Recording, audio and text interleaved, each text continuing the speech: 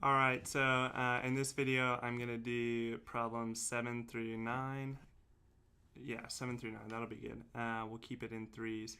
So number 7, rank the following carbonyl compounds in order of decreasing reactivity towards nucleophilic reagents. We went over in class before, but I'll go over it again really quick, that aldehydes are more reactive towards nucleophilic reagents than ketones are. And it's because, so I'll do a ketone and then I'll do an aldehyde. And this is an aldehyde, even though they're both H's. It's an aldehyde, but the carbons kind of provide some electron density to this carbon, whereas the hydrogens don't. So these, I'll see if I can these carbons kind of provide some electronegativity there. And so, I mean, really, this is a partially positive charge because that oxygen is pulling most of the electron density away. But the carbons make it slightly less electropositive, or slightly less partially positive, whereas the hydrogens don't make it any less partially positive. So that's kind of a tongue twister. But for a nucleophilic reagent, nucleophilic reagents are partially negative and they want that positive charge. So an aldehyde has retained all the glory of its partially positive charge, and so the nucleophile is hungry for it. The ketone has lost a little bit, not much, but a little bit of its partially positive charge. So the nucleophile is hungry for it. It's just not as hungry for it as in the case if it were an aldehyde. So that's the point of this question. Aldehydes are more reactive. Aldehydes more reactive than ketones in the case of a nucleophilic reagent. And so really all you have to do here is look at these and look at these answer choices and determine whether they're aldehydes, ketones. If they're ketones, how do they compare to each other? So I try to emphasize that number 2. Here, let me switch to red so that I can kind of play it up here. So number 2 and number 4 are both aldehydes. I showed that by that hydrogen there. This is the aldehyde that I used, formaldehyde. But anyway, those are both aldehydes. 1, 3, and 5 are ketones. And so in a question like this, it says, Dr. Nan loves ranking questions. Regardless of how you feel about them, I think the best strategy to not messing up on just the ranking part, it's hard enough to understand all the concepts.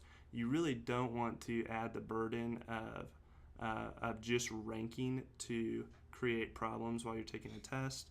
So I usually start these problems with it says in order of decreasing reactivity. So decreasing reactivity, I would start with most and go to least. That is the decreasing order.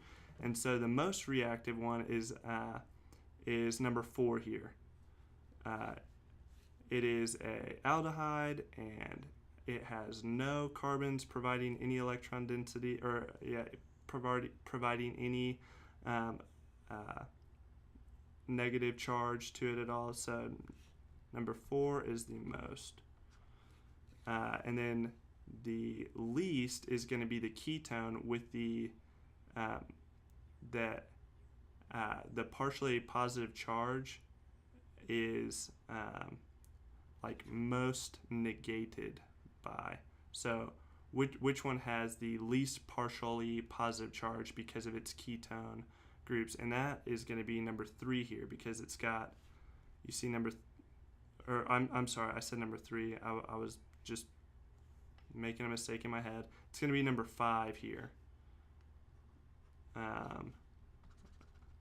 4. So 5 is the least because it has all of these carbon groups kind of pushing a little bit of electron density onto that partially positive charge, and that makes it a little bit less attractive for a nucleophile. So it's going to be the least reactive in a nucleophilic reagent. So and then you just kind of fill in the gaps here. The ketone is going to, or the other aldehyde is going to fall in next. So you're going to have 2, and then the next ketone, the next least reactive ketone is going to be this one because it's got all of these extra carbons right here. So you can add it over here, and then number 1 kind of falls into the middle. So let me just verify really quick that I am not lying to you, that I got that. 4, 2, 1, 3, and 5. And yeah, that was his answer. So let me scroll down and do number 8. And the point of number 8, it says which compound can be prepared from the reaction of a Grignard reagent and an ester. And so I think what he wanted you to see is that with a Grignard reagent and an ester, as it reacts all the way down, the 2 groups that are going to add to the ester up until the point that it becomes an alcohol are going to be the same. So they're going to be symmetrical. They're both R1 groups because they both come from the Grignard reagent. And I'm going to show you the mechanism in a second. But if you look here, that means at least 2 of, I'm gonna highlight this carbon really quick here just so I can emphasize. I'm gonna call that my alpha carbon. At least 2 of the groups on the alpha carbon have to be the same because they both came from the Grignard reagent. And so if we look here, I will do the same thing. I'm gonna highlight all of these little alpha carbons for you. And with a Grignard reagent, 2 of the groups on there have to be the same, and the only one that's the case for is A here. So A is the answer to that question. And over here, I did a reminder mechanism of a Grignard reagent. Remember, the point of the Grignard reagent is to create a carbon chain that is negatively charged so that it can attack nucleophilically. And so in the first step, you're going to have that nucleophilic attack. It's going to push these electrons onto the O.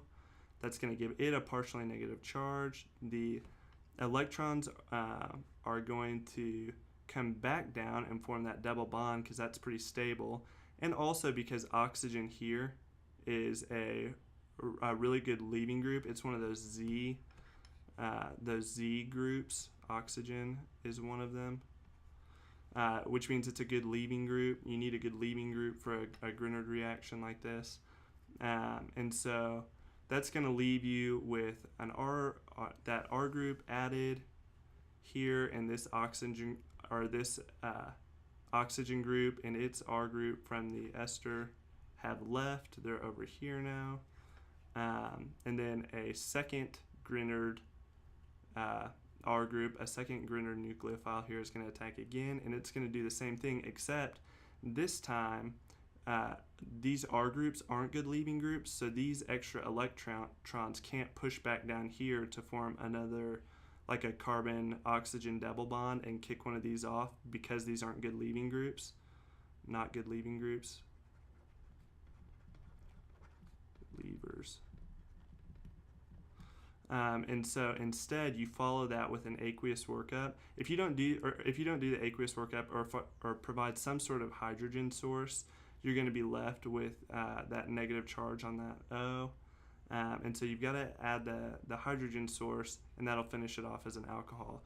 And so that's why you get 2 of the same R groups. So that is number 8. And then let me scroll up here to number 9. I think I added it up here.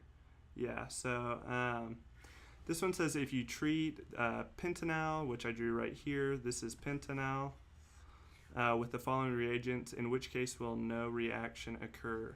Well, from this, you could either reduce this carbonyl group, or you could further oxidize it and make it a carboxylic acid. Right now you have an aldehyde, so you can reduce it to an alcohol or you can oxidize it to a carboxylic acid. So let's go through the reagents here. Sodium bromohydride and methanol. We learned earlier that sodium bromohydride is a reducing agent, and it will reduce aldehydes to primary alcohols. So A will work. I'm going to skip C because it's the right answer and I want to make a point with it later. Well, I'll just go ahead and say PCC is an oxidizer, and it's let me see, I think I might have drawn a picture of what, yeah, okay, PCC is, it looks like this.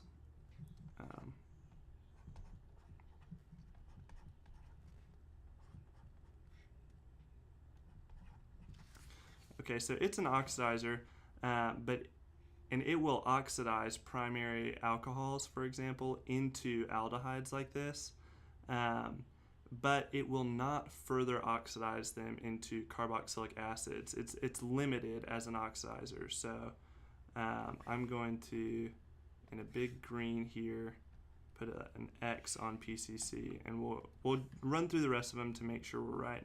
Excess hydrogen, H2 on PDC. That is, if you have excess or it's at like really high temperature and stuff, it will reduce this aldehyde into its primary alcohol, so that'll work.